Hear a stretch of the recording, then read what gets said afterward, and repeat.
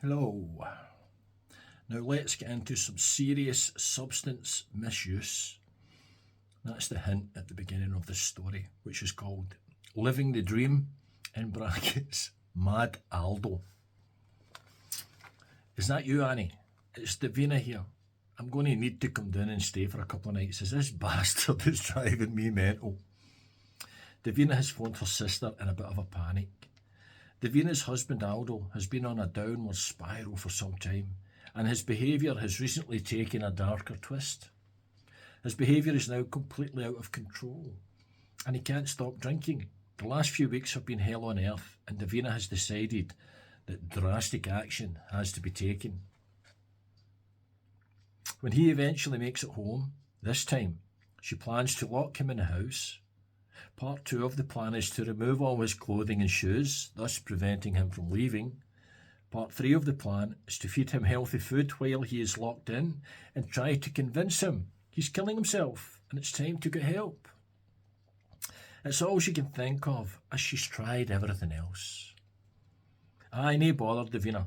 You know you're welcome here any time, replies her sister, Annie.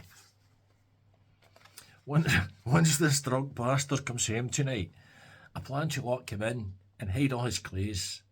Is it alright to bring them down in the motorway, me? Davina asks. Aye, nae bother, hen. You bring down whatever you want and do whatever you think is right. Davina's husband, Aldo, eventually arrives home smashed out of his mind. He's mumbling some shite about being tired and slumps onto the couch. Within seconds he is out cold and Davina begins putting her plan into action. She knows Aldo is in a drunk coma and fuck all will disturb him, so she doesn't have to worry about him awakening as she strips off his clothing. Earlier she had already put his other clothes and shoes in bags and into the boot of the motor. This is all part of the plan. Strip him naked and put a blanket over him. The note written earlier explaining what was happening is on the table next to him. Davina double checks all the windows are locked. She checks the back door is locked and locks the front door as she leaves. Game on. Davina arrives safely at her sister Annie's house, where she plans to have a relaxing evening. She will wait until Aldo phones her tomorrow and continue with the next part of the plan. The following morning, at the other end of town, Davy and Brian are on their way to work, feeling rather delicate from a wild weekend. It's 7:45 on a Monday morning, and both feel the need for some fizzy pop. A large can of Iron Brew is required. Brian sees the shops up ahead and says to Davy, "Pull in here to get a couple of cans of juice." As Davy pulls into park, they both notice a strange-looking woman walking toward the van. When I say strange, what I mean is, at first glance, she seems overdressed for this time on a Monday morning.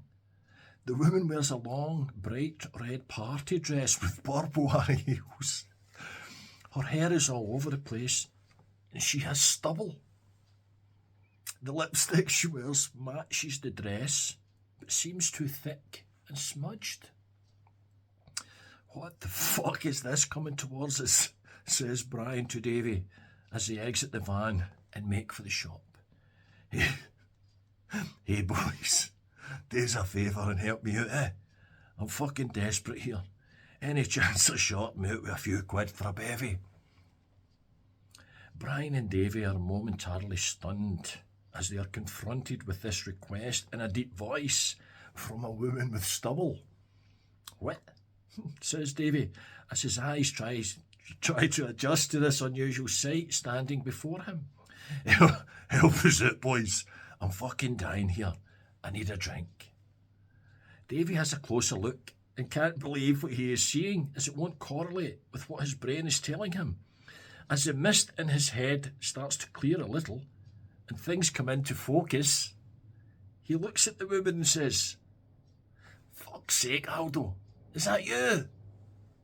Aye, it's fucking me. Who the fuck did you think it was? You gotta give some money for a bevy? I need a fucking drink.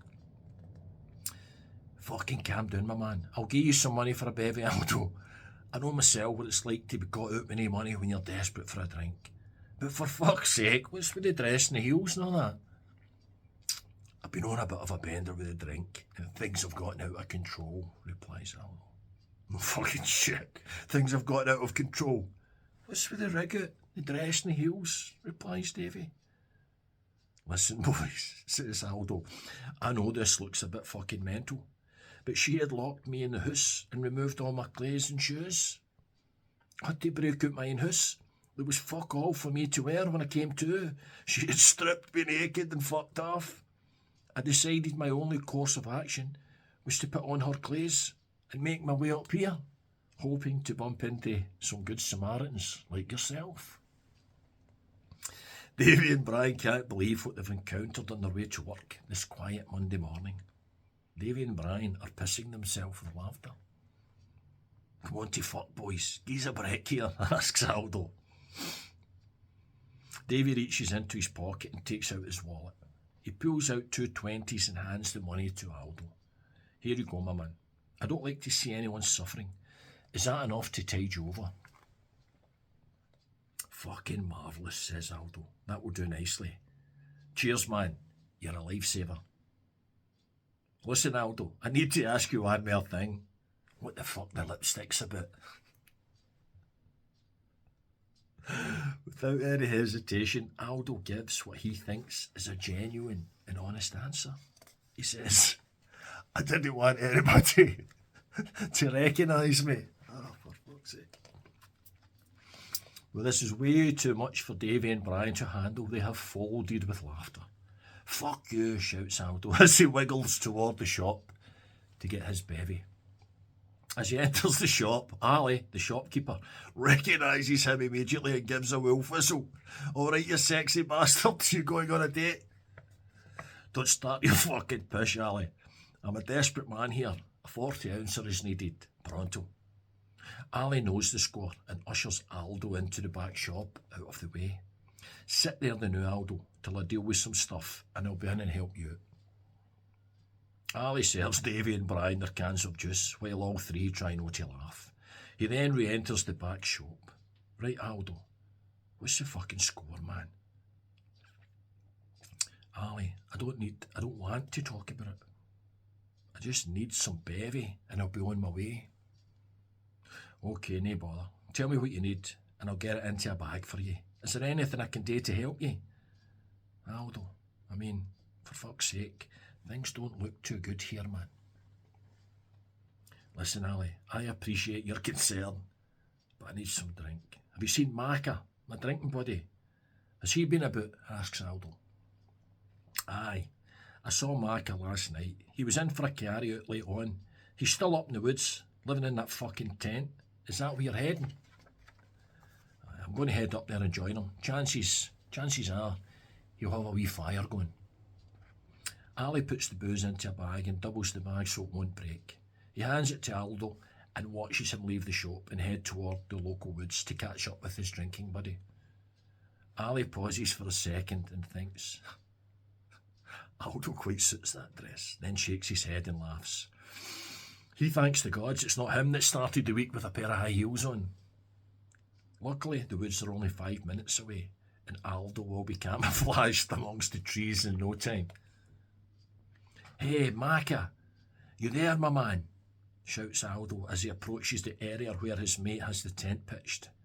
Aldo can see the fire is lit and feels thankful he's made it to a safe drinking space with his pal.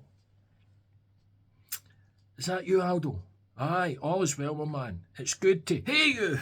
What the fuck is this? What the fuck? Don't you try any funny business with me, you bastard. I'm not like that, shouts Macca. Shut the fuck up, Aldo, and sit down. I'll explain everything to you. It's not what you think. Let me get a few swigs out this bottle, and I'll set you straight. Set me fucking straight? Oh, I'm fucking straight, and I don't need any setting out straight. You never tell me you were a woman. What the fuck? Aldo takes a couple of swigs at the bottle and passes it to Macca. The next 10 minutes are taken with Aldo explaining his case to Macca about being locked in the house and having to break out and then beg for money. Macca is surprisingly attentive to Aldo's story as he's in a semi-state of shock, seeing his pal dressed as a woman. Aldo finishes his tale and awaits his friend Macca's response. Fair enough, Aldo.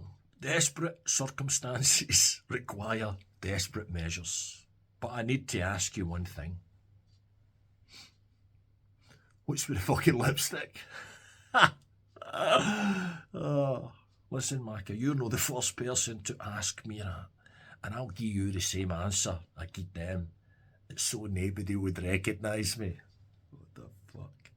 Macca sits looking at Aldo for a few minutes without saying a word. He takes a swig out his bottle and continues his observations. Mate, we can't have you sitting in the woods with high heels on. They must be killing your feet. I've got a spare pair of trainers in the tent you can use now.